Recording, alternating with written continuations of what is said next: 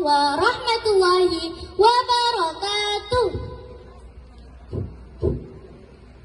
Yang terhormat Dewan Juri, para hadirin, dan teman-teman yang berbahagia.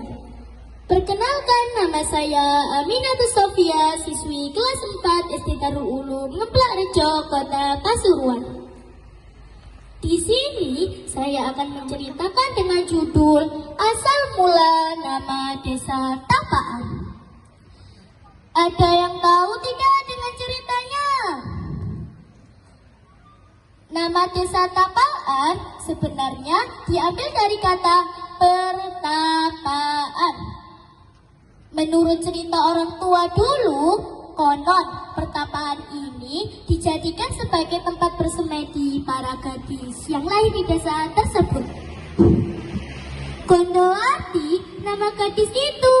Ia berparas cantik, lembut, dan pandai menari. Tidak heran jika ia menjadi bunga desa di desa tersebut. Keadaan ekonomi yang serba kekurangan memaksa Gondowati bekerja dengan memanfaatkan kemahirannya, yaitu sebagai penari.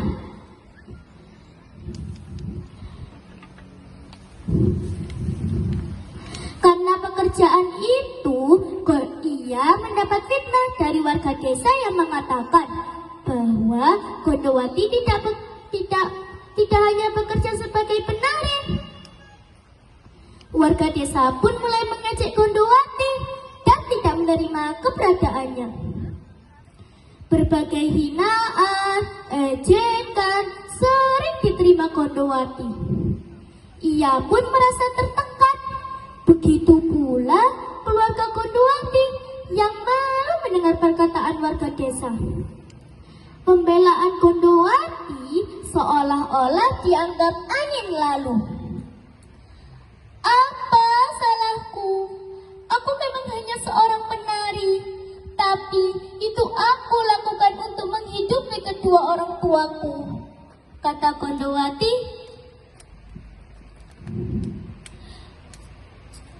Setiap ada warga yang berkerumun, Gondowati menghampiri dan mengatakan hal yang sama. Tapi warga justru meninggalkan Gondowati.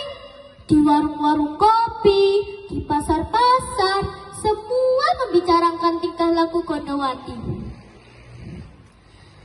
Warga tetap saja tidak percaya terhadap pembelaan Gondowati. Sampailah pada suatu hari, Gondowati sudah merasa tidak sanggup lagi menanggung beban penderitaannya.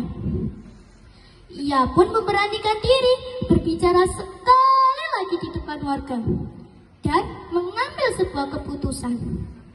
Gondowati bermaksud bersemedi selama 40 hari.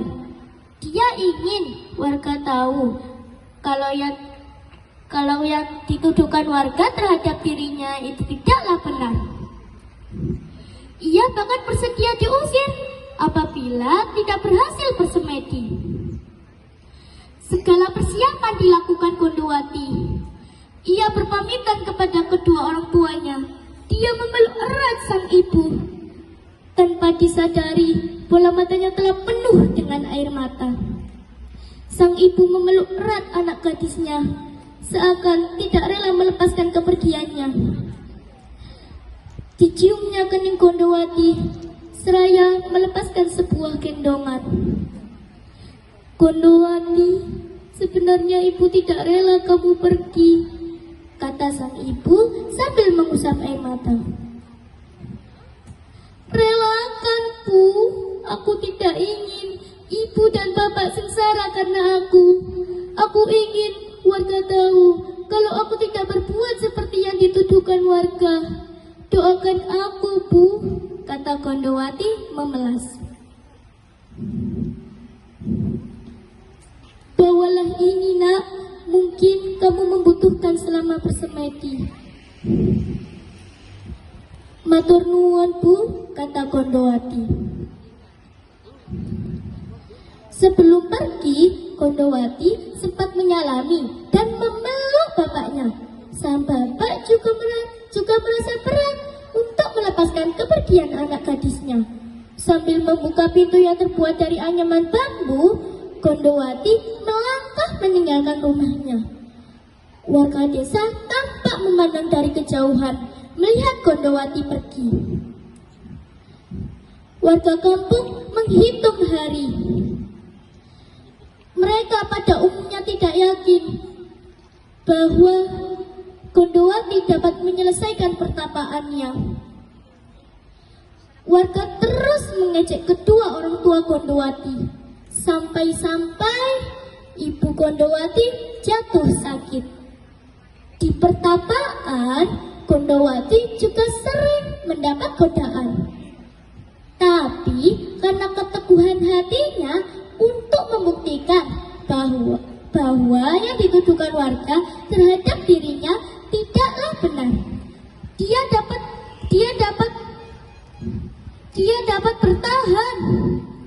Sampailah pada suatu hari dia mendengar sesuatu. "Hai Gondowati, besok kau bisa mengakhiri pertapaanmu. Segeralah pulang, ibumu sedang sakit," kata sebuah suara seorang kakek tua yang tidak tampak